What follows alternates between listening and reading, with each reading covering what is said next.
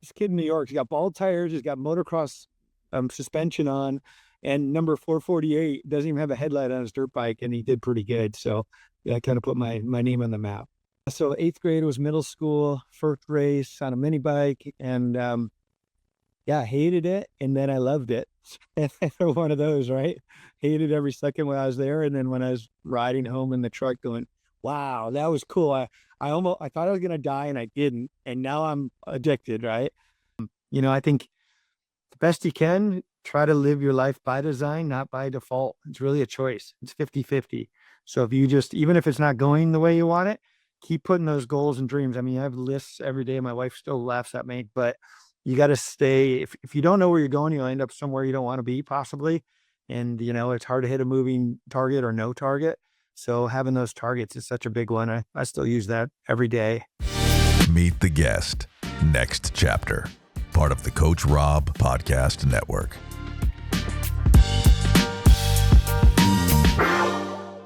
Well, welcome back, everybody, to the Coach Robb Podcast Network. Meet the guest. Next chapter with Mr. Steve Hatch. This episode is brought to you by our friends over at Energy Fuel. Mr. Steve, how are you today, buddy? Fantastic, Rob. How are you doing? I am doing great. I know you've been jet setting all over the country, literally, between your coaching company and the riders that you're currently working with. I think it's really important. I think a lot of people know who you are, but I don't think many people know everything about you. I've had the privilege of spending some time with you and Denise, and, when I find out, 6 ISDE gold medals and factory Cowie and factory Suzuki, and this is all before you started your coaching business, working with a few riders, my buddy Ryan Sipes, I love the guy to death, Taylor Roberts, Stu Baylor, Caleb Russell, Cody Webb, Ben Kelly, Josh Toth. Am I missing any of the current roster? I tried to be there. Grant Davis and Johnny Gerard, those guys. Yeah, they're both number one this year in the GNCCs and the XC1 and XC2, so they're fantastic. But a lot of them on their journey up, we've worked with them. Denise and I have had the fortune to work with them on the journey, so a lot of them have got factory rides and move on. But, as you know, being a great coach to like Dungy and all your top guys, you're always part of the family, and it's fun to be just part of their life, on the stair step to helping them lift them up to that next level if we can help them in, such a journey. That's exactly it. And just so you guys, when we mentioned Denise, that is Steve's better half, and she owns the Power of the Mind, we use them exclusively with all of our athletes with the sports psychology side of things. And Denise has a very successful business in conjunction with Steve, as well as a standalone. So if you have an athlete that is struggling with the mental side of success, that would be where I would strongly recommend it. I think Steve's a little partial, but we'll leave that alone there. So yeah, thank you, Rob. That's exactly right. And yeah, powerthemind.coach is Denise has done fantastic with it. And as you know, and I know, but especially being coaches and athletes ourselves, everybody's fast, everybody's fit, especially as you get to the higher levels, and it comes down to 90% of it's the mindset. So I know that's for another show, but as you know, and I know you've been great and helping and learning, your story, and we've got to be good friends over the last couple of years, and a lot of same people through our whole careers, even though we knew of each other, didn't know each other as well as now, but it's going to be fun in the future too. So thanks for mentioning her. no, absolutely. And the thing that I find so fascinating about your story is you're one of the few that, and this is one of my personal pet peeves, is we have somebody like yourself with so much experience, and then to have them leave the sport. I hate to see all those experiences leave. Nothing against, and not to try to embarrass you here, but you're one of the few pros that do have an education. If I'm not mistaken, you've got a business degree, an economics degree. Yeah, both business and then economics and management science. And my mom and dad were both school teachers, so that was kind of a prerequisite to have a good education and then try to go do some sports. So that's kind of how it works, is getting through all of the economics and all the business classes. And then the year I graduated and got out of college, I said, for 1 year, I'm going to not do racing and college at the same time. And that lasted miraculously for 18 years as a factory rider. So very fortunate, but yeah, it's kind of fun to have both and something to lean back on. Yeah, I think that goes without saying. You and I've talked about there's nothing worse than a fast rider that cannot articulate on the podium. And it would, not that education, not everybody's cut for school. We understand that, but being able to articulate your thoughts, being able to answer in more than one word replies is very encouraging to see that on the screen. And again, I'm going to show my bias here, but I think that was part of what added to your longevity was the fact that you were so good at giving feedback. You were so good from a marketing standpoint, attractive, articulate, the whole 9 yards. And, what sponsor doesn't want something like that? And I think that says a lot about 18 years of racing professional. Have you done any research, maybe you or Denise, like where does that stand? 18 years as a professional. I mean, that's got to be not many people in that group of racers. Yeah, good question. I think obviously the off-road guys are a little bit older, and as you totally know, with the body peaks a little bit later, especially on the endurance, 3 hours or 6 days, or 8 hour national enduro, whatever. But yeah, I'm sure it's quite a ways, and Denise has worked quite a lot with like the NFL players and stuff like that, and their joke is it stands for not for long, because their average career in NFL is 3 years. So I think you learn a lot. I mean, obviously the quarterbacks are older, but I think there's such that wisdom, like, we all wish that we could have the wisdom we have now. You and I are about the same age. And it's like, man, if I had this when I was 15 to 25, we'd, rule the world as far as being able to bring our A game when it counts at the highest level, at the biggest events in the world. 100%. And, we talked about the longevity of your career, which is impressive, both mentally and physically. That's a long career. You've mentioned earlier the Kawasaki and the Suzuki program there. How many years were you with each one of those colors? So I got kind of a support ride when I was still in college, actually. In my last 2 years in college, which were the hardest classes in economics, of course, I was traveling pretty much every weekend to the races and flying there, and then had all my classes set up on Tuesday and Thursday. So those were big days and a lot of stuff on the airplane and everything else. But so, it just taught me how to, in one hand, juggle. But once I got done with that, I got to choose for 1 year to see if I could actually make a living. And that lasted, thankfully, for a while. But yeah, I was basically 87 on the factory Suzuki like support. And I remember getting like a piston rings in the mailbox from the manager back in the day. And that was like arriving, because my mom and dad were school teachers, but and I was into other sports, football, baseball, basketball, all the way up till 9th grade. And anyway, basically got out of those to go racing dirt bikes, and it was pretty interesting to have that kind of transition into the sports. But that was basically 87, and then I got the ride in like 90, and then 2003 I went to Kawasaki for the last couple of years. So yeah, it was a long time, but mostly on Suzuki, mostly on the yellow bike. And you've mentioned your parents a couple of times. I know you're very close to them, and I think it's a great story. Was dad a racer? Did mom grow up in the racing scene? Like, how did you get here? Yeah, not at all, which is really crazy. My mom and dad are fantastic. I'm really blessed to have great parents. So you'll get a kick out of this, Rob. So my mom would be out on the motocross track going slow down in one corner, and my dad and all my buddies would be on the other corner, go floor it, send it, and a reckless abandonment. So I was kind of distraught on like, do you listen to mom and slow it down a little, or you listen to dad and just send it? So I usually sent it. So there was more of them with my buddies telling me to send it.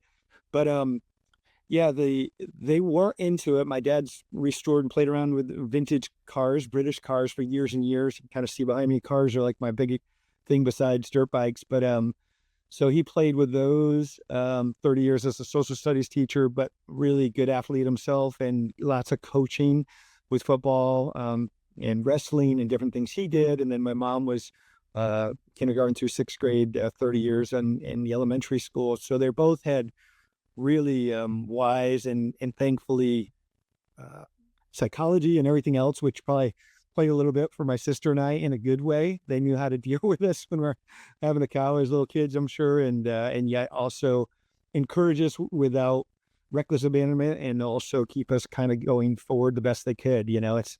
It's such a fine line, having kids, and it's like you want to give them the world, but you can't. And then you want to tell them to do anything, but you want to be smart. Like anything's a pretty big thing, especially nowadays, right? So it's like put a little bit of little bit of guardrails on them to know that you got their back. So anyway, they've been great, but yeah, nothing to do with dirt bikes. It was actually my buddies, my best friend in 8th grade, said, hey, we're doing a dirt bike race. And I never even raced till then. So I was like already 12. And then I turned pro at 16 in motocross and then got into off-road. And then a bunch of those guys were older. There's like 10 to 15 of them here in upstate New York that would go like every weekend. And we were the youngest two and the wimpiest, no muscles, no nothing. So they used to beat us up and laugh and run over us and roost us in the mud holes and made us tough. And the learning curve was like that. So once we got some muscles on, got tough and realized that, and then we finally started beating them, 5-10 years later. But that was the best thing that could have happened to us because it was a reality. We weren't legends in our own mind or heroes or anything. We were pretty much as low as you could go. But, as you know, in sports, that's really good because I think if you don't have that, obviously physical and mental toughness down the road, even if you're brilliant at sports, when you get to the biggest events in the world, then it can creep in on you, as we both know. So I think that was a good way to start and really, I think, humble beginnings. And I just rode my dirt bike in a field like anybody else and had fun as a kid. So that's how it all kind of got started, but nothing to do with the parents at all, which is we didn't have a truck. So that tells me how hard it was, Rob. I would earn money. My dad, like I said, it was into the cars. So I'd sand cars on Saturday for like 6 or 8 hours for like $4 an hour. I know I'm dating myself too, but get enough money for the entry fee and pay my buddy some gas money and go to the race. So pretty funny. What was the first bike you had? So it was a piece of junk, $35 mini bike with a Bridge and Stratton motor, which was Montgomery Ward. Like they weren't even a Japanese bike. Yep. No, nothing. No, nothing. 4-inch seat, solid black. Yep. And no brakes, front or rear. This one was a pile. And my dad, like I said, he's brilliant. You'd see some of the best of show cars that he's restored from the ground up and spent years restoring. So he's amazing mechanic and really good, obviously, with being an artist with redoing a car to its max. But he didn't know anything about dirt bikes. So the first one, the throttle broke on that junky bike and we rigged it up. So going the other way on the throttle went faster. So that was not a good idea, the way to start a professional career, because the next bike I had, which was a piece of junk used bike too, I went to let off the gas into the garage and went straight into the wall. And there's still a hole in my parents' wall that through the sheetrock where I went wide open instead of off. So still working on that, which way to twist it to go faster. That's awesome. Now, I know you'd mentioned to me that your mom and dad were very big on school. You even said it here today. It was a prerequisite, right? Don't keep the grades up. We're not going racing. For them, it was a non-negotiable. How did they handle racing? Did they put a lot of pressure on you to perform? How much of a leash did they give you, slack, when I say leash, in regards to that? Full slack, full leash, full rope as far as I could run. They're great. Like I said, fully supportive, but not, into the sport. So it's totally different, especially at the level I went to and for, almost 25 plus years of racing, from beginning to the end. And, so they went to probably 20% of my races. So they really were there, but not there. They were there emotionally, but not physically. So yeah, no pressure, just have fun, do your best, and that was pretty much their attitude, which was great. So I put it all on myself. I was definitely driven like no tomorrow and overtrained and all the stupid stuff that athletes do. And I think they're trying to get better. Yeah, definitely trying to get better. So this really piques my interest then, because I've talked to several people who raced against you, and they say that they've never had a competitor that had the tenacity. We hear about Cooper Webb being mentally tough. We hear about Sexton being physically and mentally tough. If mom and dad, and this is no disrespect to moto parents that may be listening to this, there's a lot of kids out there, right? If they know what the ramifications are coming if they come off the track and it wasn't up to the standards that mom or dad thought should be there. So where does your grit, determination, tenacity come from? Yeah, great question. I think definitely comes from within, and I know you and I coach a lot of people. So I think you can instill some for sure, but it's like pushing a soft rope. It's not possible, right? You can pull it gently if it comes along. So like training people, I think that inner fire, I've always been I'm a Gemini, so I'm Dr. Jekyll, Mr. Hyde. So I'm nice, nice, nice. And then I want to, destroy you type of mentality. So I think that inner drive, and when I'm doing athletic stuff, that's always been kind of my power of enjoying life and really love sports.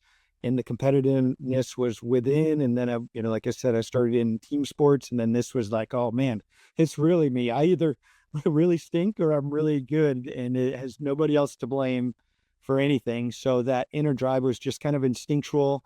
And like I said, kind of fire in a good way, fiery.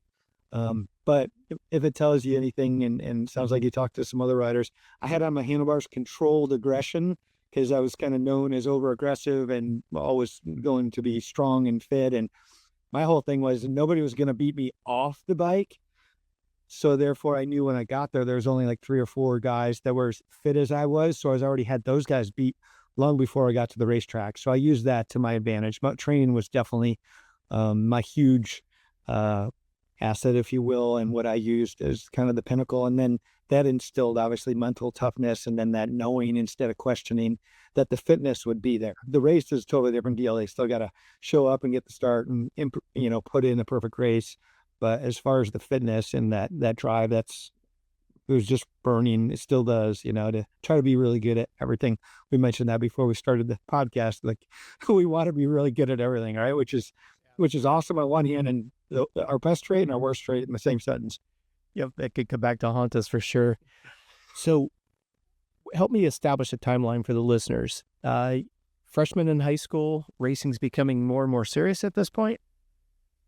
Yeah, so 8th grade was middle school, first race on a mini bike, and I hated it, and then I loved it. One of those, right? Hated every second when I was there, and then when I was riding home in the truck going, wow, that was cool. I thought I was gonna die, and I didn't, and now I'm addicted, right? So, and then pretty much from there forward, I did the hair scrambles as a kid, and then got into moto so that was 12, like at 14, 15, turned pro in moto at 16, and then got into off-road more, just because of more time on the bike, honestly. I love moto, but it was like, and like I said, all those guys that we hung out with, most of them were doing like hair scrambles and enduros and different stuff, and they raced motocross. So I kind of did everything, and I basically did everything my whole career. I kind of mixed and matched a lot of it, but so pretty much from 8th grade through a senior in high school, it really ramped up quite a bit. And then probably wasn't until like in college that I thought I could maybe make it, or and a local race, a local national enduro came to my home state here in New York, and that turned some heads, and I ended up testing and practicing with Randy Hawkins and Dave Bertram, who were the factory Suzuki guys back in the day. And that team was really dominant and really great guys. And they really enjoyed, they put me under their wing. And then next thing I knew, I think I got 4th in the first national enduro ever from the 250A class, which is kind of unheard of. So they're like, man, they told the manager, hey, this kid in New York, he's got bald tires, he's got motocross suspension on, and number 448 doesn't even have a headlight on his dirt bike, and he did pretty good. So I kind of put my name on the map. So what again piqued my interest was get your first Briggs and Stratton. 4 years later, you're getting your pro license. That's quite like you say, the progression, rise over run, was pretty much vertical. So I'm always intrigued. Inside your brain, you're 16 years old. When did you get your first contract as a professional? Whether, like you say, whether it was a piston and rings or a contract with maybe some travel expenses. Walk us through that a little bit. Yeah, so I think it probably started roughly in college. I mean, I was racing hard around New York and winning all the championships around New York, like senior in high school, freshman, sophomore in college, and then I think it was right about then that I did that big race, the first national, and that's where I realized that this might be something I could actually do for a living. And I had some great mentors. Ray Davis, one of the guys here, he was like an 8-time New York State enduro champion. He put me under his wing when I was 17, 18. He really saw the drive and and I didn't have any real money. I didn't really have a truck or a van. Like there's a lot of numerous people that really helped me out to connect the dots.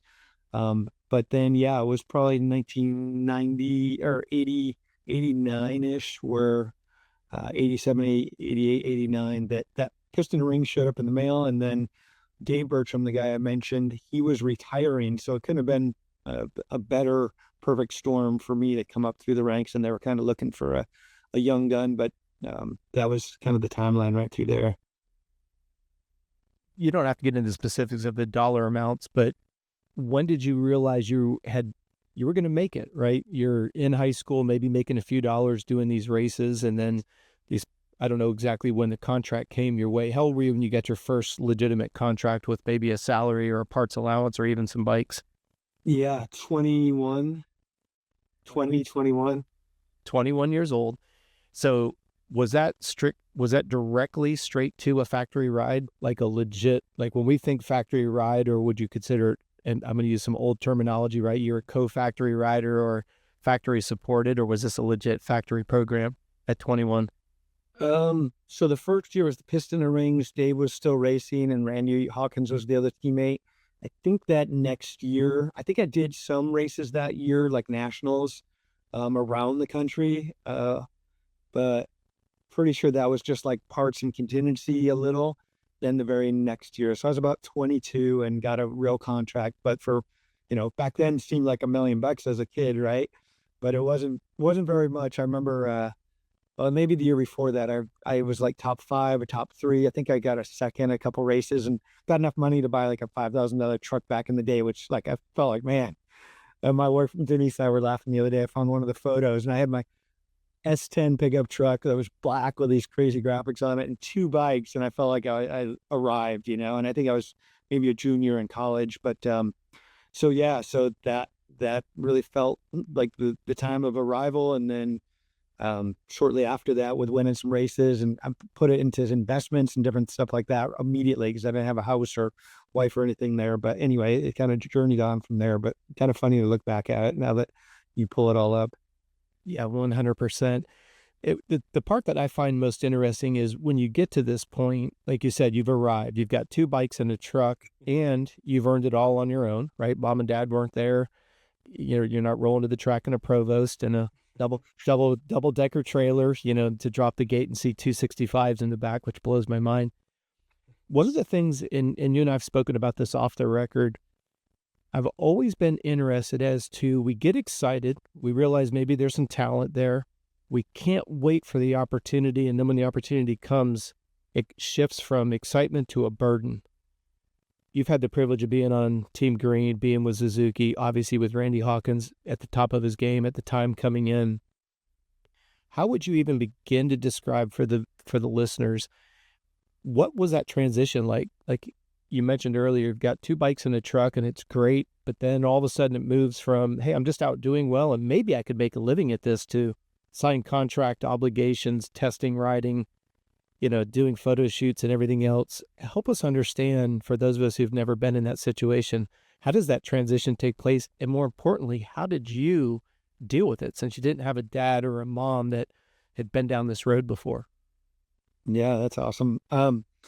Yeah, not easy, right? All you think of and dream of, and literally would, most of my career would die for a win, it sounds insane looking back, but you're not going to beat an athlete that has that mindset if you don't have the same, right, at the highest level. So that was committed. So that, was a big thing, but it was a big transition because, like I said, I started out like most people in the backyard riding a little mini bike around the field, so you never dream really of, I guess I would dream, but it was more like once that happens, like you said, Rob, it's the transitions goes from, something you love that much, it's the passion, it's what you do, it's who you are. And then once it becomes a job, it's really figuring out how to still perform at your highest with a recipe for success, with basically having the feeling like almost a gun to your head of performance. You got 50 sponsors that are paying you, as my career went up, more and more money, and only one guy, as we all know, can win.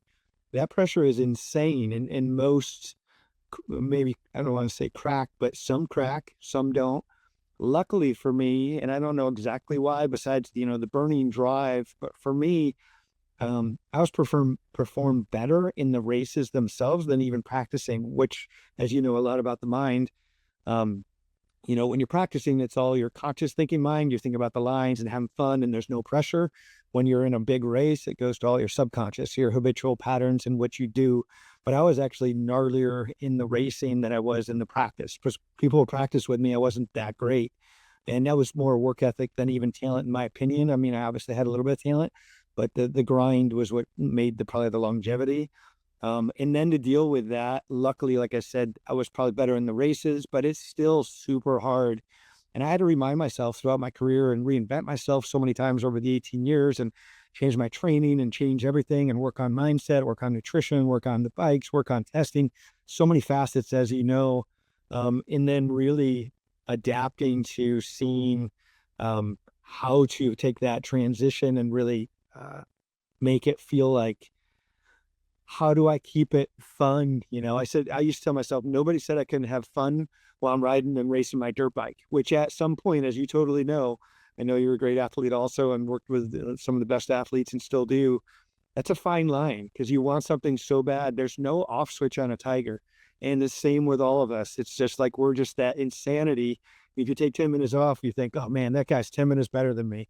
So it's like really finding that balance. It's hard to explain, but it's also really not an easy transition. I mean, we deal with our riders all the time that have gotten to that level, and they have to figure out how to transition that. And that is, as you totally know, especially motocross, supercross is even bigger. You're on the biggest stage. You can't hide, right? So I think that's the big one. I like that word transition, because that's, we all go through it, whether it's going from middle school to high school, as you mentioned earlier. You go from a team sport to a solo sport, then you go from upstate New York, you're just going out and doing what you enjoy, and then you find yourself at the front, like you said, in the A class, getting fourth, I think you said, and people are like, what in the world? Who is this young man? It happens pretty quickly, and no matter how much we try, there's always that.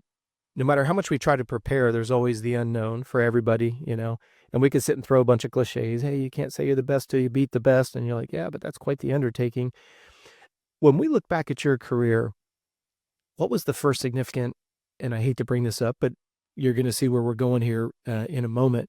What was the first significant injury that you had as a pro? So the first broken bones, I probably pro locally, and my best friend and I that got me into the racing, he and I were going out back at his house like the day before a hair scrum, I think. And I would always hit this. We'd go between these two trees and kind of a cool jump, but I decided to go closer to one tree. It happened to have a big tree root on it. So when I hit it, it kicked me sideways and across into the other trees. And it literally hit so hard that it broke the foot peg and ripped the frame back on the motorcycle. And my foot was in between it, of course. So it broke, my foot and then all my toes. And then when I landed, I cartwheeled and broke my collarbone from the helmet endoing. So I was grabbing my shoulder, grabbing my foot, grabbing my shoulder, grabbing my foot. And anyway, that was the first big one, but 9 broken bones in that first one. So that was kind of a reality check, right? Like, and I think I was probably 16, 17, thought had the world figured out, and, walked on water. But that reality hits hard, as you totally know. And that was the first really big one. And I wasn't even a pro yet, but yeah, that's the big one. I've got another one later on in my career. That's a big one, but we can save that for later, or you can tell you now. Did mom and dad want to immediately truncate racing at this point?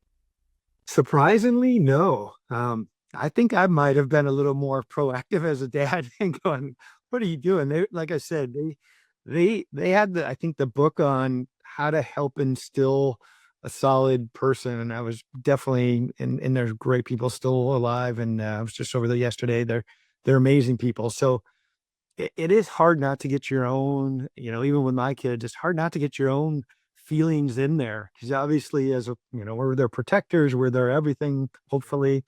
So you almost want to protect them more, but they never really said it. I mean, I hopped up and down the stairs and had the cast on and everything else, and over 50 broken bones over my career, and they never really I think they obviously knew it was dangerous and probably wanted to say, like, "What are you doing? You're an idiot." But in the same, they never said it. So that's pretty miraculous, I guess. Well, we'll back the train up just a moment. 50 broken bones and 50 national wins. I guess does that go 1-for-1 here? I mean, is this what we're doing here? Every time we get a broken bone, we just rip up a national championship or I never looked at it that. win? Yeah, I never looked at it that way, but I like it. It would work at every one of those then. There you go. And then you have the six gold medals at ISDE. Yeah, it's and then we didn't even talk about you were a 2-time amateur champion. I mean, the accolades continue to just get added to the bottom line. The one thing I'm always intrigued with when we deal with adversity is here you are 16, like you said, still wet behind the ears. Think you've kind of got life by the groin.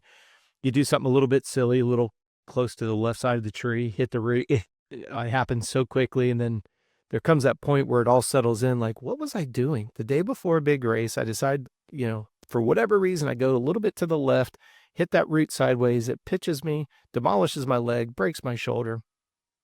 At 16 years old, there's not a lot of resiliency there. How did you pull through it at 16? Yeah, so I forgot to mention, so that was like a jump up a hill over a ledge, and I hit the tree like 6 feet in the air. So there's bark missing where my foot hit it. And that's where I crashed and broke the collarbone. But yeah, good question. So my buddy Ethan, who is with me, my best friend, he literally grabbed the boot and twisted, like you would with the toes to get the boot off. And I was screaming like, a wimp for sure, because all the toes were broken in the foot. But and then I rode double, dragging my foot down the trail all the way back to his house, like 2 miles away, holding the collarbone that was broken and my foot that's just in a sock dragging on the ground. So yeah, I think if, my dad has a funny saying, if you're going to be stupid, you better be tough. So part of that mentality, which I think goes to a certain degree a long ways in sports or anything that's a physical sport, especially. And then, I know as soon as I was home, I think maybe I don't even know, maybe even a day or two, Rob, it was very short time. And then I was literally hopping up and down the stairs because I couldn't use the crutches of my collarbone and rebuilding that bike. Like I literally took it down to the frame with one arm and one leg, if you will, wrenching on this motorcycle immediately. So it wasn't even like an option. So I think that's the big, I always say that even with my riders, like when you have the first kind of big one that stuff breaks and you realize because you're going fast that you're not invincible, that's usually the aha moment. You're either going that way or that way from that moment on. And I'm sure you've seen it and probably had it in your own life. So it's, but that was just part of the journey, I think. And I just knew, it's like anything. I tell my racers, and this might sound horrible, but I tell them there's 2 outcomes of a race. The best thing that happens, you're going to win. The worst thing that happens, you're going to die. And it's going to be somewhere in between there.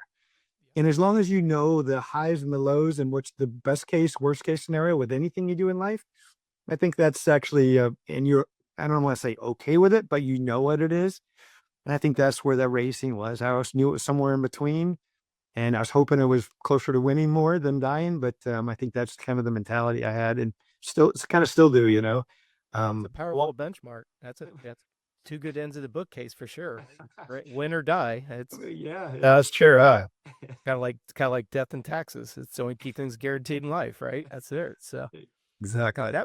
How were you when you hit that tree? 16, you said? 16 or 17, probably. And you mentioned there was another big one in your career. Before you go into the details of it, at what age were you when you had that next big one that really resonates with you?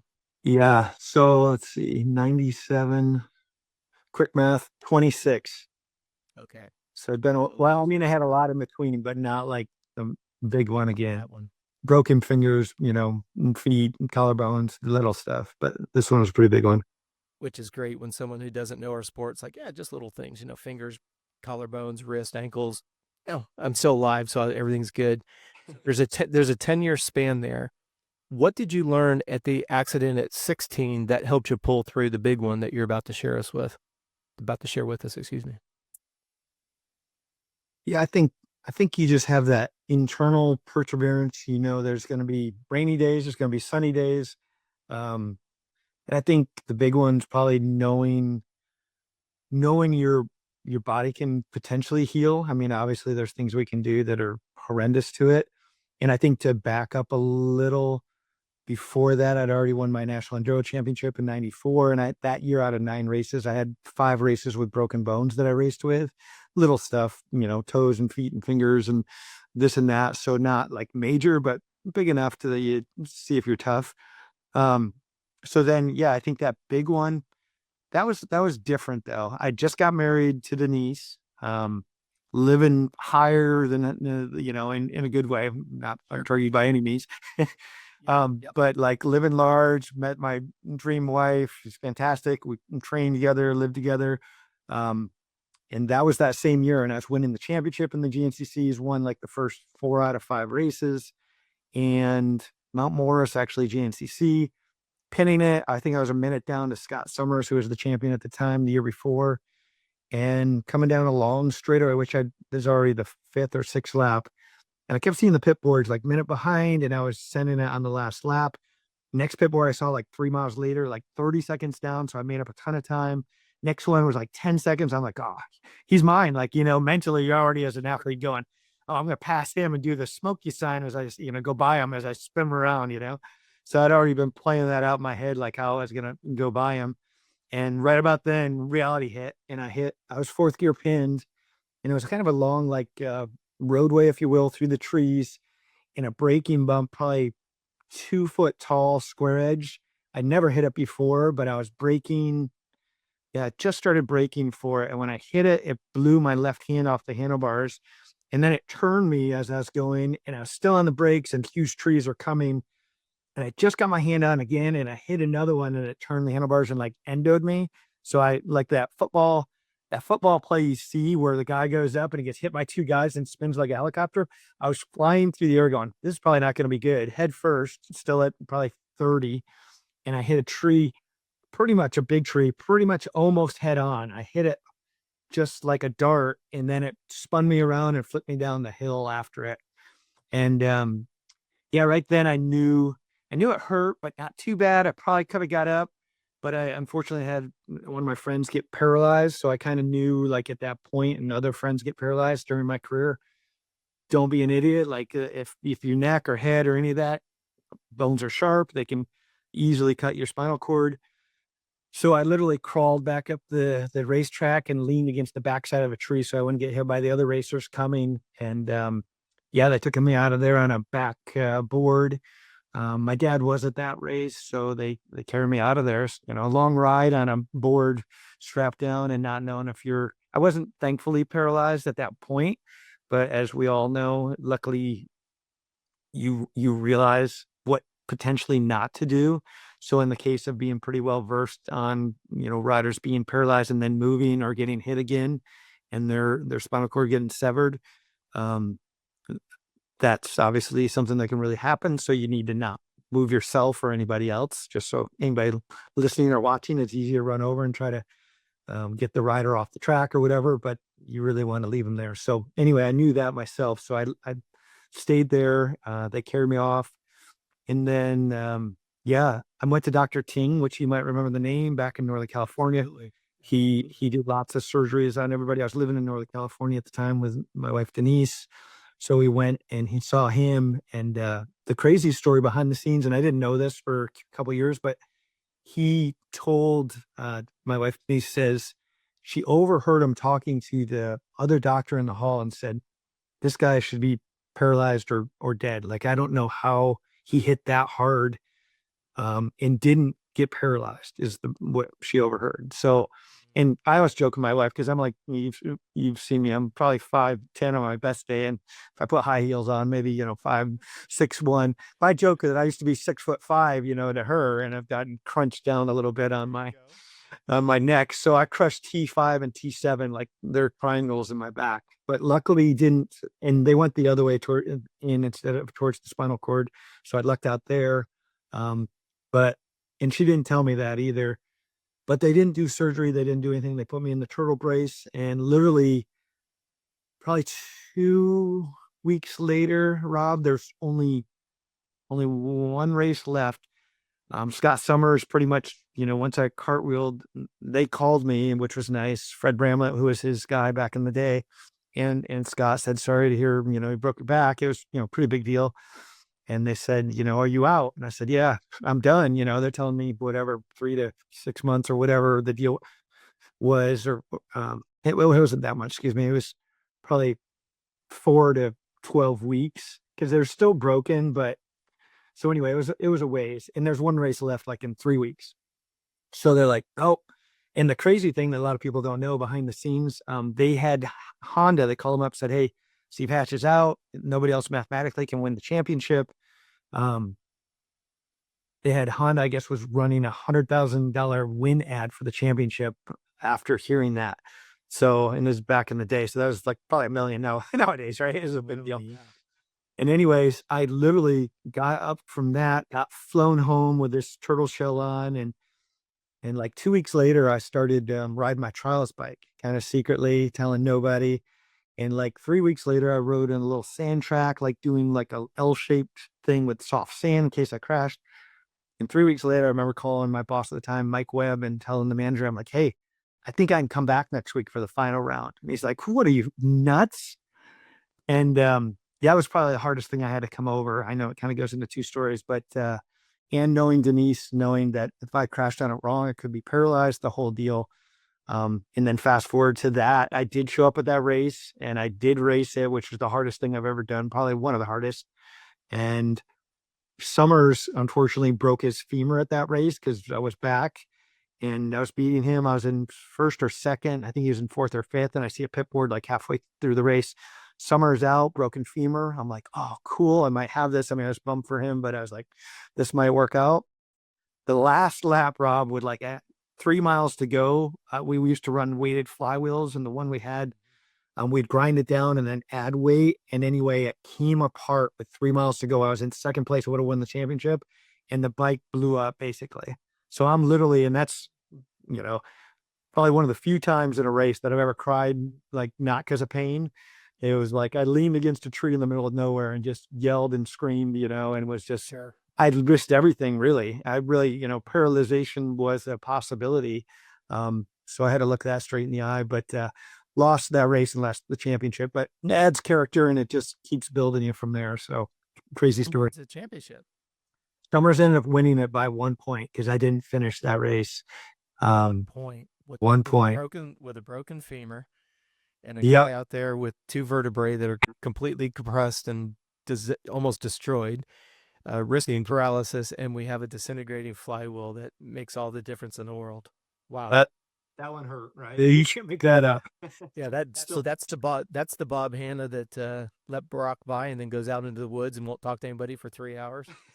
Yeah, Exactly. I cannot even imagine. I didn't come out of the woods for about an hour, and I was Believe it. definitely. I'm not too much of an angry guy, but I was definitely not too happy. You keep looking at your crossbar, the board, controlled aggression. Exactly. And you just, it was $100,000 bonus lost. No, so that was just for his win ad, but yeah, Okay, probably back besides that, then, yeah. yeah. But even back then, for me, it probably would have been 50, 75 grand, somewhere in there. It was a big paycheck, obviously. Well, Loaded. that and for you, just the principle that you're Right. willing to risk it for the biscuit. You've got your wife walking on eggshells because she's scared to death. And now here we sit, a couple years later, looking at it, and we're like, wow. So merge those two together. What in the world is going? I don't want to say what's going through your head because we all understand, right? The competitor in you, like you said, the tiger never turns it off. You've got that injury at 16 where you wrapped yourself around a tree, into a tree. You've got fourth gear tapped, you hit a braking bump. Like you say, you can just recite it in your head. Obviously, your fitness saves your life, literally. If not, kept you from being paralyzed at the very least. But I would go so far as to say even saved your life, considering you hit it head on. All of a sudden, you're geared up. Let's pull that computer chip out of Mr. Steve Hatch's head. What is going through your head on that starting grid that day of? Is the tiger back in the tank? Is there a slight level of apprehension? Like, where's your head? Yeah. So the next year, basically, or on the line with a broken back. On that line with a broken back, it's all the eggs are in the basket for this one race. Mm-hmm. You've got, and then how far into the race were you when it let go? Because you said Steve was in fourth, so you already knew that. Yeah, Scott was in fourth. 3 miles to go to the finish line. To the finish. Yeah, a 3-hour race, and it broke. It all falls apart. What's going through your brain on that starting grid? We can only imagine what's going through your brain at 3 miles and the thing disintegrates. Yeah. What's in your brain going on the starting grid? Yeah. So insane, even thinking back to it. I didn't tell anybody that I was thinking of coming back for one. I think that's just an internal thing. But the first one that I talked to obviously was my wife, Denise, and she was an all-American diver and she's gnarly athlete herself. So she gets it. She knows this is who she married and who I am. And then we got married in Yosemite like 3 months earlier. Like it was not like we'd been together 25 years when this injury happened. So Yeah. it was kind of crash course on, okay, now what? And she's like, I'll never stand in your way of, getting your dream or going after it. I know this is who you are. I won't be the one to do that, as bad as I'm sure she wanted to. I don't even know if I could do that with, my wife or son or daughter or whatever. So amazing. And then secondly, yeah, sitting on that line, I was, obviously scared shitless. Like, I'm here. I'm sort of healthy, but not really. I didn't know how strong the back was or wasn't. 3 weeks is not it, or 4 weeks maybe. And then halfway through the race too, I did pull the whole shot, so I was focused and was way up front. I did throw it away in like a muddy field, I remember, and we were still kind of freight training a bunch of guys, and I crashed like fourth gear, pinned, and swapped and crashed and went. And then when I stopped skidding, I was like, I can still move. I'm still like one piece. The back I mean, it hurt obviously, but didn't like, I'm still can get up. So I got back on and sent it. That was still like an hour to go and passed all those guys back and then got up into second. And then it broke. But yeah, thinking back, I think it seems insane now that I'm older and like, uh, I would never do that now, but I think that those guys and gals are hard to beat when they have that mentality, right? So I really look at that, and I think too for a lot of the young listeners out there, not that you have to be that crazy of all in, but you're either in something or you're not. I think people that, especially at the higher level, and I'm not saying don't have fun, and I love playing all sports and all this, but I think if you're really going to be serious about it, treat it as something serious and be as prepared as you can. And like you said, you're probably right. That fitness did save me or save my life, or at least save me from getting paralyzed, being in such optimal and strong shape back then. So I think that commitment though, and the next thing adding to it is, being that present minded, and weighing the odds. Those were pretty big bad odds, if you will, and to almost pull it off was pretty crazy. And then obviously the disheartening part of not, but adds character, like they say, and it's just a race after all. Pull a tear off and keep going and charging forward. Yeah, when you're looking back, it's easy to say that, but Right. you're in such great shape. Help us get the timeline reestablished. What year was that when you had your broken back? 1997. Okay, and so you're at this point, you're giving Summers all he can handle. Obviously, that series you won 4 out of the first 5, right? So you're making a statement. Walk us through. We're very fortunate we had Ian Treadwell on talking about his accident at Daytona. He's only his 3rd pro race and, goes from an amateur phenom, just goes pro. And then 3 races in, he's, when he came to, just laying there. Talk to Jeremy Martin. He runs into Jay Coop in the air, right? He's laying in the hospital, broken back. Nobody's able to come because the races go on. His parents can't be there because they're running Millville. They did a great job explaining kind of what does it feel like being there. Help us understand what's going through Steve Hatch's mind. First 4 out of the 5 races you've won. I don't want to make an assumption, but I'm assuming have the points lead, or it's got to be you've got to be. Yeah. Yeah, I mean, it's I had the points. Control. Yeah, you're in control of the series. I love the way that you're 3 months being married. Like you said, you're living dream life, right? Full factory, making more money than you ever have, because I'm assuming this is still on the ascent of your career. You've won the first 4 of the 5, so you know what you're doing off the bike is working. You're obviously gelling with the bike. Got this beautiful bride of 3 months, and then just like that.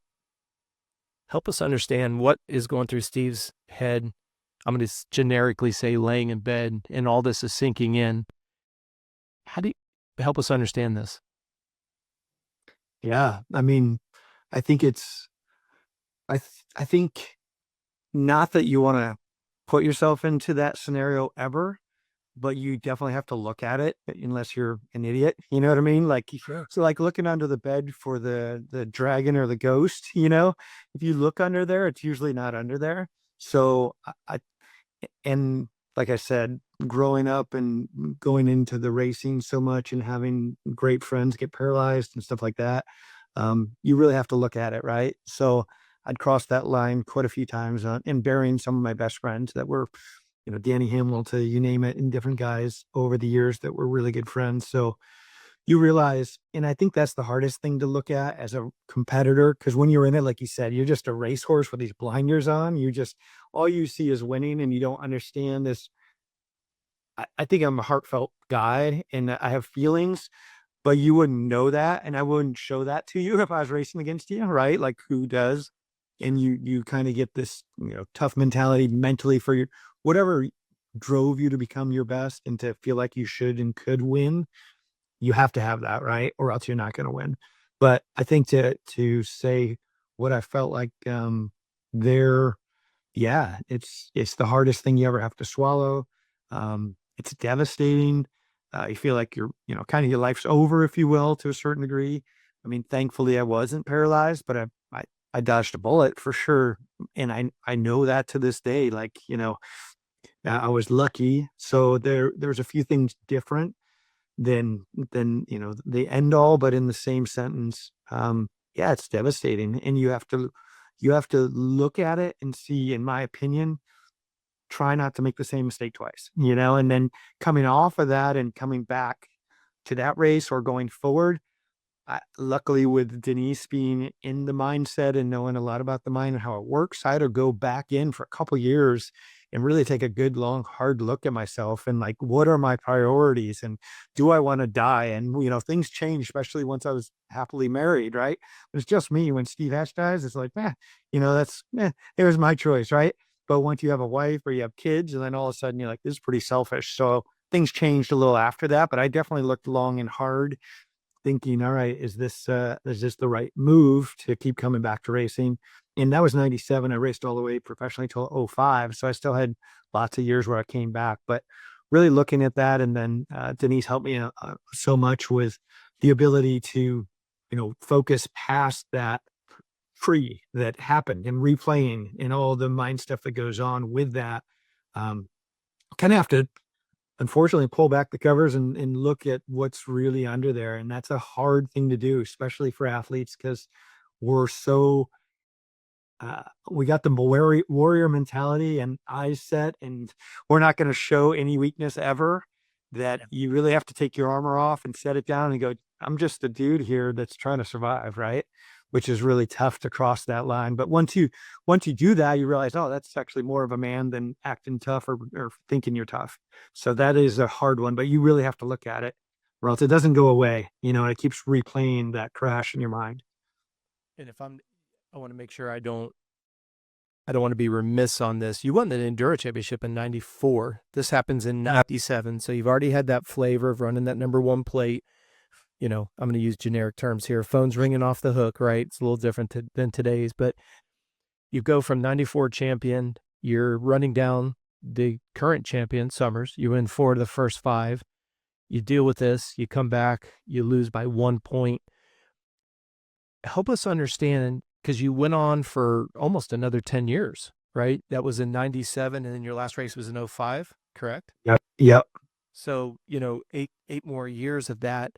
How close did you get back to being at that number one level in those sequential years? Yeah. So definitely took, like I said, probably a year or two not to keep replaying that. Yeah. And once you replay that, you're screwed, right? You can't replay that. What you focus on is what you pull to you. And so I knew a lot of the mindset, especially from Denise and her expertise. And she's, you know, I'm a therapist and different things that she's educated on the mind sciences for so many years. So that was a blessing in disguise, you know, a bonus of being married to her. But that's even harder, right? Because now I have to tell my wife that I'm not Superman, Super Steve. So yeah, it wasn't easy, but then I did the work, you know, I just did the work physically, obviously mentally. And then I started going past those trees as fast as I ever had. And then I brought it back, and I had lots of winning still. And even my final year, knock on wood, under my own terms, I think I ended up second in the national enduros, and I think I was third or fourth in the GNCC. So it wasn't like I faded out or got kicked out to a certain degree, which is always, as an athlete, kind of your goal to try to retire on your terms or call it a day on your terms. So, but yeah, it's hard. And there's no shortcuts, just like being in shape, right? There's no shortcuts. And as soon as you try to do one, it shows its ugly face up during a race. So you can't fake it, to a certain degree. You have to really do the work that'll get you there mentally to be back to that speed. Because now I watch the guys go past the trees, and I'm like, oh my God, I can't believe they're going by them that fast. Do they know what would happen if they hit them? But I never thought of hitting them. Denise used to ask me that. You ever think of hitting those? And I was like, heck no, I would never go this fast past them. And you were literally skimming them on purpose to get better lines so we're not in the rough stuff. So like anything, that level is just insane when you look back. So I'm going to put you on the spot here. You get injured in 97. Let's just say another 8 years. You mentioned that you got fourth in the GNCC, second in the enduro. Were those the top 5? If we just take those 8 years, if we were to literally go 98, 99, where did you finish just off the top of your head for each of those 8 years? Most of them were second or third overalls, any series I did. So I was still way up in there. Because that's what I think is important for the listeners to understand, especially if we have some parents that are letting their youngsters. How do you keep the fire? And I'm going to rip a scab off here. So I apologize, Steve. Thank goodness you punched me in the throat here. You tasted that championship. Then you get this 97. And again, you've proven that you can beat the best, right? You were 4 out of 5 with the guy in the race. It's not like the guy was sidelined and you've got 4 out of 5 races. You beat him when he was there. You get down to that final race. You had put some time on him. I think you said he was in 4th or 5th when you saw the last board. But then year after year after year, 7 years, 8 years, still top 5, still kicking some major tail end, but still not getting back on top of that. How does Steve keep that motivation in 99, in 2000, in 01, in 02? You can see it, you can taste it, but you just can't get back on top. What kept Steve motivated during those 8 years? Why didn't you give up? Why didn't you give up? Yeah, great question. Probably because I think that's the easy way out, right? So there's no give up in the champions, and I think that's what makes them a champion, right? I wanted to win again. I wanted to get a championship again. I know, and I'm sure you've heard kind of this story or statistic of, if you take the pill and win the gold, but then you die a year later, and a lot of them said that. And I remember reading that years ago when I was younger. I'm like, oh, absolutely. Let me take the pill that I can win one championship and I will be dead the next year. No problem. Every year, my whole career until I met Denise. So it does change when you have something maybe bigger than yourself or that you're looking forward to the next chapter of your life. But yeah, it's, I guess that internal burning drive. And not that it wasn't hard, not that I didn't have to recreate with myself, not that I didn't have to mix it up, not that I didn't have to train differently. All those things still played, but I was still so driven. And then even the last couple of years of my life that you'll like as far as racing, Denise and I would stay like at Airbnbs back before they're that popular, because I've been living out of a hotel for 18 years or whatever. So mixing it up and flipping it upside down and trying to recreate yourself, and I think that's the big one. Everybody gets burned out. I was definitely burned out so many times, especially when you're type A personality that wants to do 24/7. It's not sustainable. It's not, you're not able to do that, So I think, not for years and years and years. So you have to find that balance, and then you have to be able to compartmentalize when your off season is, when you on purpose, as you totally know, being a great coach, when you take the time to recharge, when you take the time to, have your toughest off season, when you take this time for recovery during race season. There's so many aspects to it. I think learning a lot of that was really one of the big things that I was excited about trying to always be better than I was yesterday. I still am now, obviously more in business or more with my riders. But in the same sentence, I think, most people, mm, I feel personally, and this is just myself, feel like if they've never arrived, they can keep charging towards tomorrow, or once you think you've arrived, I think you lose that fire. So, what would today's Steve Hatch tell his younger self? Choose an age. That 19, the year you got your first contract, regardless of size. What would today's Steve Hatch tell a younger Steve Hatch if he could do it over again? Yeah, so I think the good one would be everybody told me to slow down to go faster, and all I heard was the Charlie Brown wah wah wah wah because I was like, man, if I'm not wide open and I'm not scared for my life, I can attack and be faster for sure, right? And that's kind of the double-edged sword. I finally learned halfway through, um, unfortunately, a slow learner, halfway through my 18-year career, probably 9 years into it. A stranger in Texas showed me my 90% speed was my fastest pace on a stopwatch, and a stopwatch never lies. But everybody had been saying it, but nobody really proved it. And then it was the aha moment. But I should have listened to that 9 years sooner. And who knows, maybe instead of, I think I've got like 8 second place championship number place between enduros and GNCCs and stuff. Maybe that could have been first because I would have been more consistent and I would have been more, backed it down just a little, instead of the checkers or wreckers, like, Stuart or a bunch of us that were all in. It's hard to take that out of you because that's kind of your personality. But if I, like I said, I had controlled aggression on there, so I was working at it, but I should have listened sooner. Was it legitimately a stranger that showed that to you? Yeah, yeah, totally. How? What was the context? How did the So stranger show you? yeah, so we were doing a signing autograph in Texas at a national enduro. He was one of the top guys at the in Texas at the time, and we were signing autographs at a dealership. And he came in, and I think the owner of the dealership said, "Hey, this is the guy," and he said, "He wants to take you riding if you want to go. I know you like to test before you race the race that weekend." So it was like Thursday or Friday. I'm like, "Yeah, I'm in." So I met up with him, and he watched me for not very long, and he was similar. And he said his dad did the same thing to him. And he said, go around this little 1 minute track around a bunch of trees. And it was kind of hard packed, no berms, I remember. And he's like, just send it. And I was like, all right. And he's like, had me line up and I sent it and scared myself.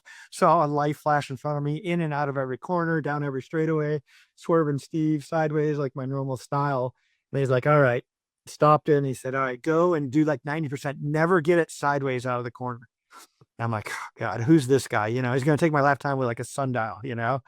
And I'm like, come back in there, like yawning. I'm like, oh, that was slow. I'm thinking, I think it was a minute and I thought it was going to be a minute 10, minute 20. He's like, what do you think that was? I'm like, I don't know, minute 10. He's like, 52 seconds. You cut out 8 seconds on a minute track. And I started doing the math because I'm all about math with enduros and obviously in economics and business. I love math.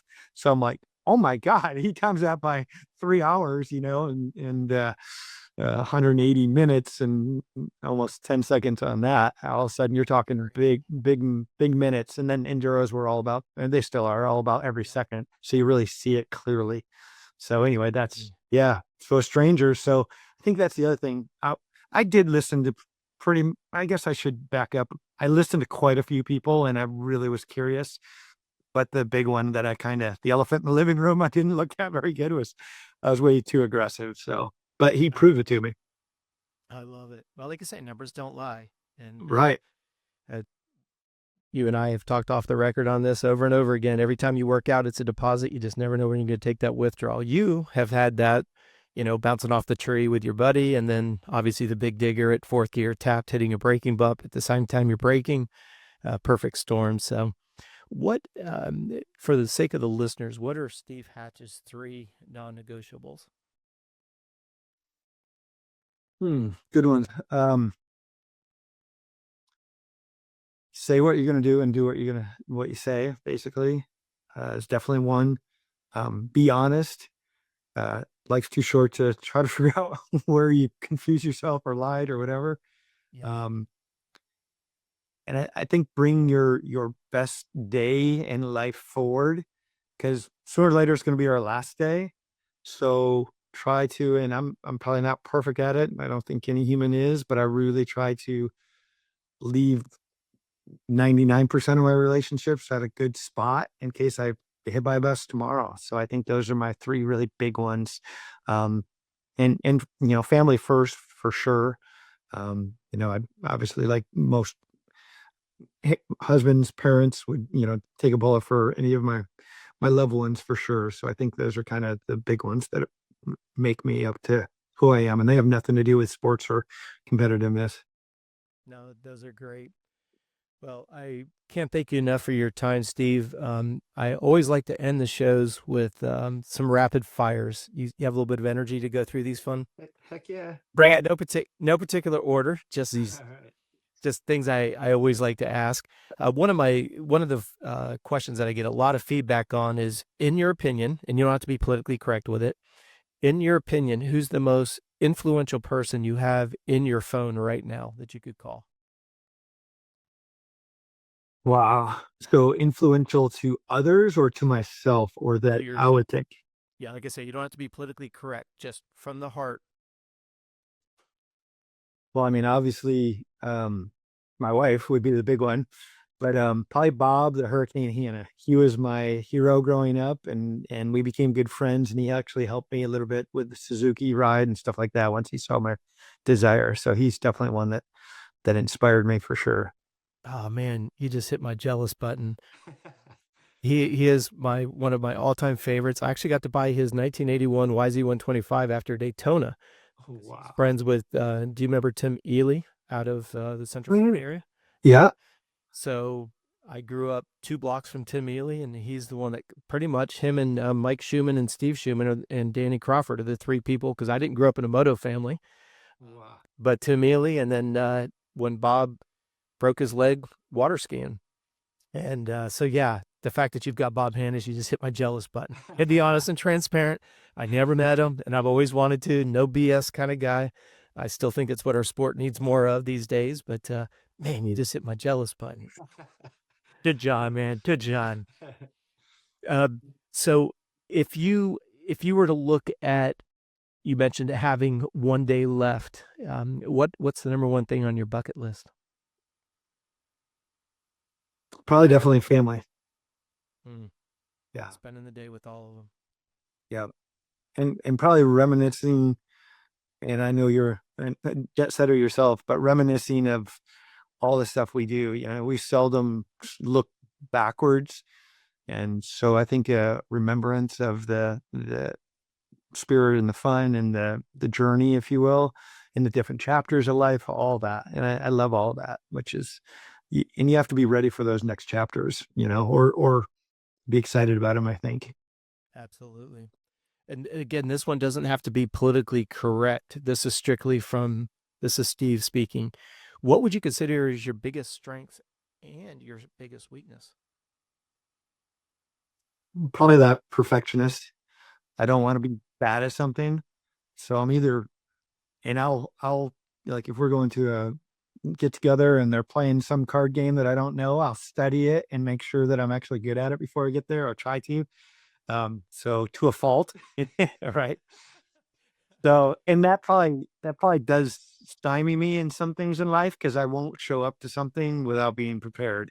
You know what I mean? So even racing, like now I could race a lot more, but, and I think I changed my caps real quick, meaning on purpose, I'm getting paid to train my athletes to be great. And if I even take 5% of my time or effort or energy to be Steve Hatch again, I get paid to coach riders now, not to race the dirt bike. So I'm okay and enjoy that. And I know that's my new one. So I think that's a trait that's a good one, because you really try to be driven and great at what you do, but it can stop you from really maybe living some other avenues.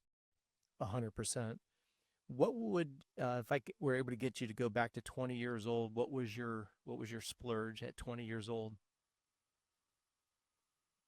Probably close to that was that new, well, it wasn't new, it was an old junker, not junk, but $5,000 truck. And then when I won the enduro championship at 24 or whatever I was, I bought a 300ZX sports car. Literally looked at it before that weekend. I said to the dealer, if I win, I'll be back here Monday morning. I was sitting there like at 6 a.m.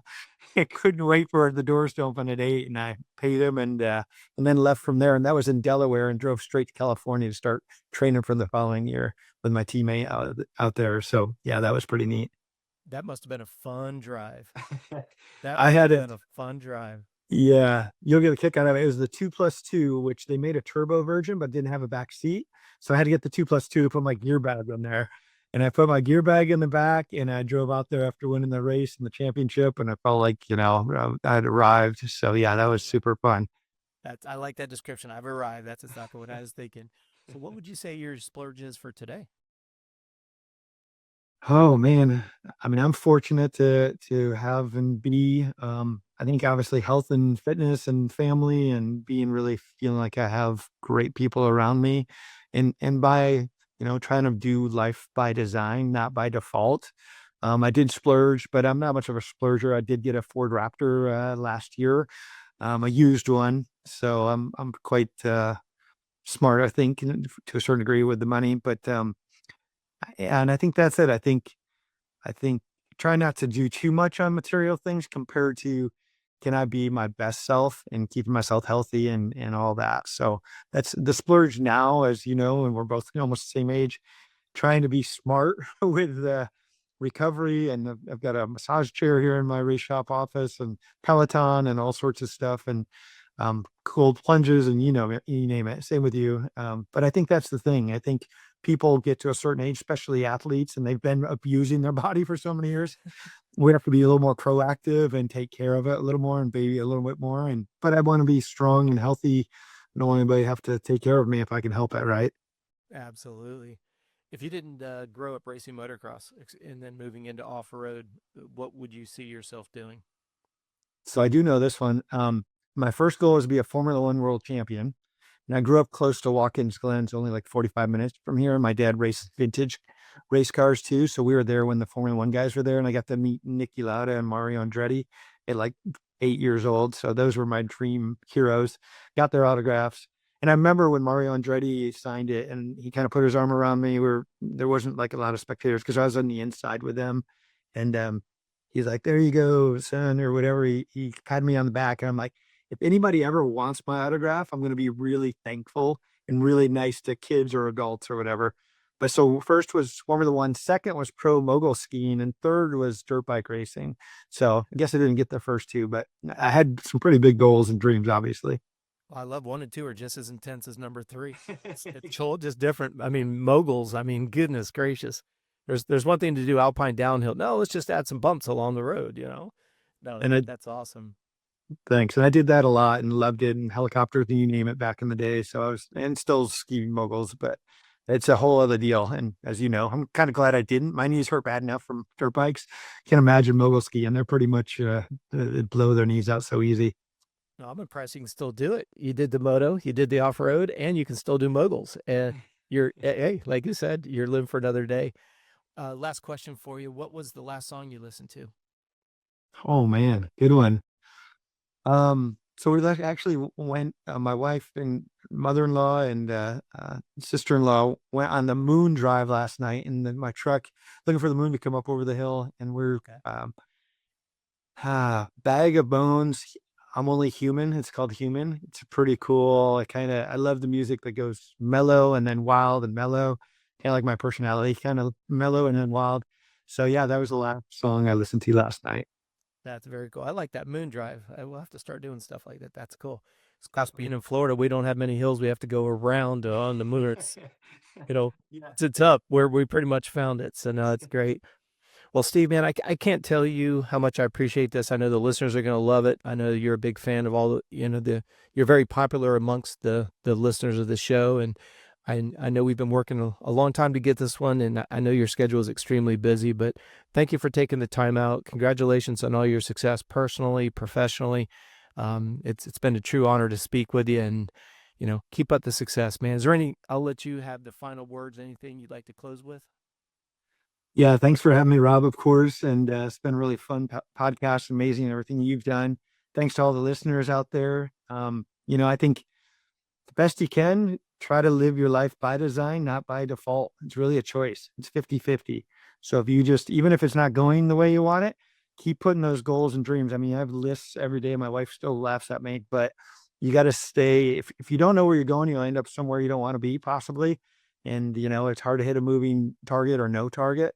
So having those targets is such a big one. I still use that every day. And really, and then the last one I'll end with is planning your day kind of the night before and putting your priorities. I use the win technique. What's important now? Because it's easy to get shuffling papers and think that's important, but really set your day up, each day for success, and know where you're going really helps you. As you know, I know you're a super driven and successful guy, but that's a big one. No, I love it. Well, thanks again, Steve. Give all of our love to Denise. And for all of you listeners, thank you for the subscribes, the comments. We deeply appreciate it. And we'll be back with you in a month. Be safe. Meet the Guest. Next chapter. Part of the Coach Robb Podcast Network.